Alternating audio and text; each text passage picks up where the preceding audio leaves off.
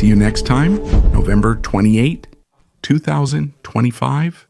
It's year 4, day 278 since the full-scale invasion began. Welcome. Welcome to the Daily Situation Report, and greetings to the Albu crew and channel members.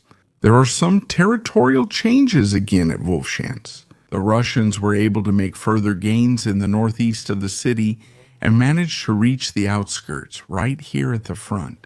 That's an area about 1 kilometer wide that now has to be additionally defended by the Ukrainians. And that's also a big problem because now they're facing heavy fighting here, especially in this area. And now they have another line here where the Russians can barricade themselves in houses, making it very difficult to drive them out again. Originally, the Russians attacked up here along the T-2108 road, and there was heavy fighting here. In the north of Wolfschanz, the fighting extended down to about here, but everything was above the Fall of Wolfschanz, meaning the river that separates the city here. And there were always only battles up here in the northern part, hardly any at all in the southern part. But now, a few months ago, or actually just a few weeks ago, the Russians were able to cross over here, advance securely up to this point, and then continue fighting in this area. This area remains mostly under Russian control, but it's unclear who controls both sides down here. In any case, for several weeks now, they haven't made any real progress here, and even less so up here.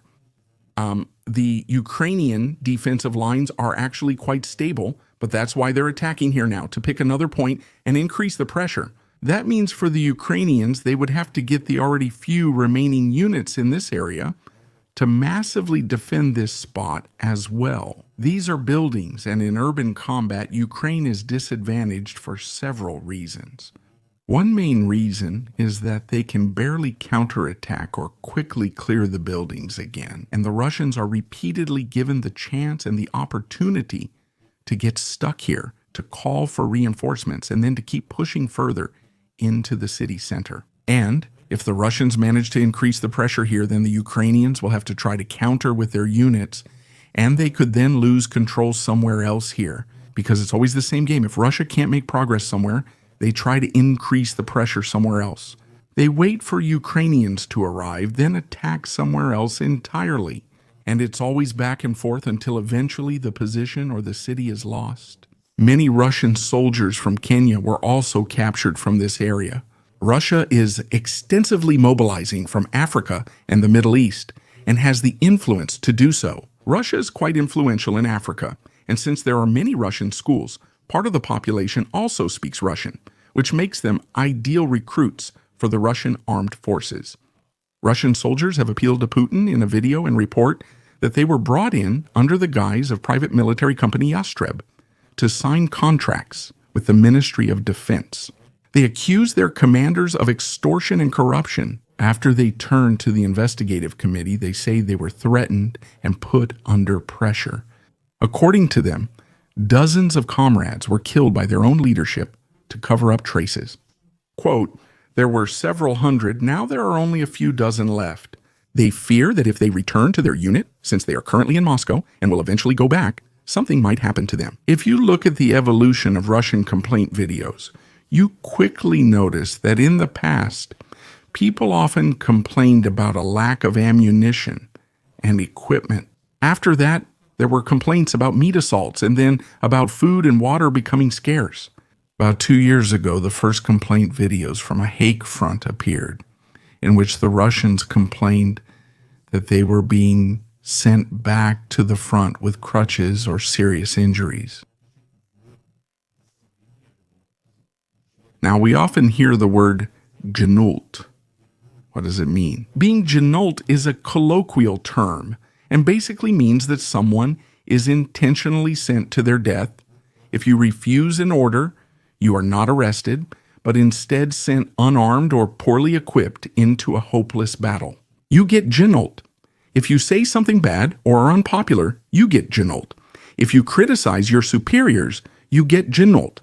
If you complain, you get Genullt. If an officer demands half your small military pay as protection money and you refuse, you also get Genullt.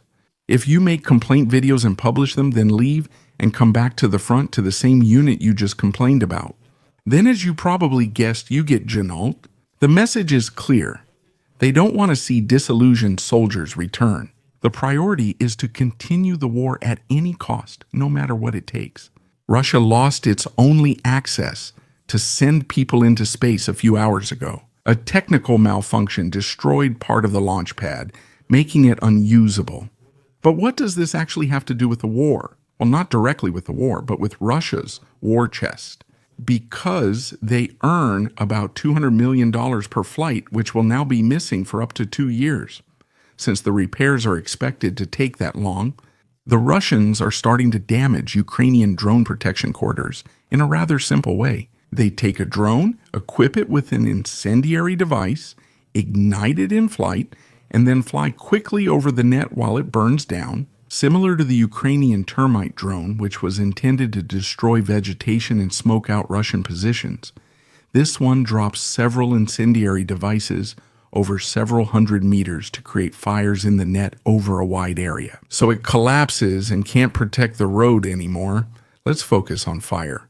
For now, there is another fire at the Russian Saratov refinery after a Ukrainian drone attack. Flames and thick plumes of smoke are being reported from the area. The facility processes, or was meant to process, about 7 million tons of crude oil annually. Accordingly, short-term interruptions in processing and delivery are likely. We can see above all that the Ukrainians are once again attacking refineries here that they have targeted several times before. We hardly see any attacks on new refineries anymore, but only on the large ones that apparently are worth attacking more often. Residents near the city of Yasny in the Orenburg region report a loud bang and a violet-colored cloud of smoke rising afterward. According to reports, a Russian missile, likely an Oreshnig, detonated in the air over the rocket launch test site. There are no official confirmations. The cause, test type, and potential damage remain unclear. However, National Aeronautics and Space Administration's Forest Fire satellite also detects a large blaze at the test site. The unusual color of the smoke could also be related to combustion and fuel residue injuries. But what is not my area of expertise. I'm not an expert in that. I'm sure someone else in the comments will know more about it. So it's quite possible that another Oreshnig exploded at launch, as has happened several times before. Reports say the United States plans a new peace deal recognizing Russia's control of Crimea and other occupied areas. Meanwhile, Agent Witkow and Kushner are in Moscow to sell this idea. If that's true, it's a no-go legally, morally, and especially strategically. The annexation of Crimea remained. Unconscious elements still present in Russia.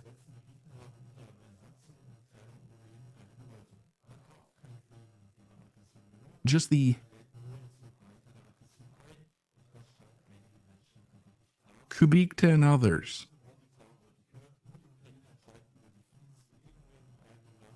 Just the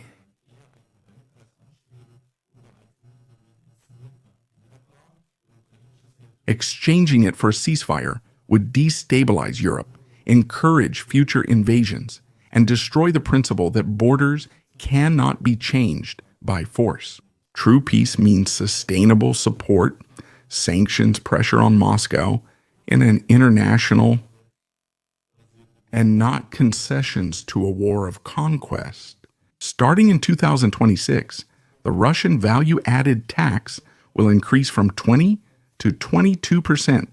Putin has already signed the law. The special operation is said to be on track and the economy strong.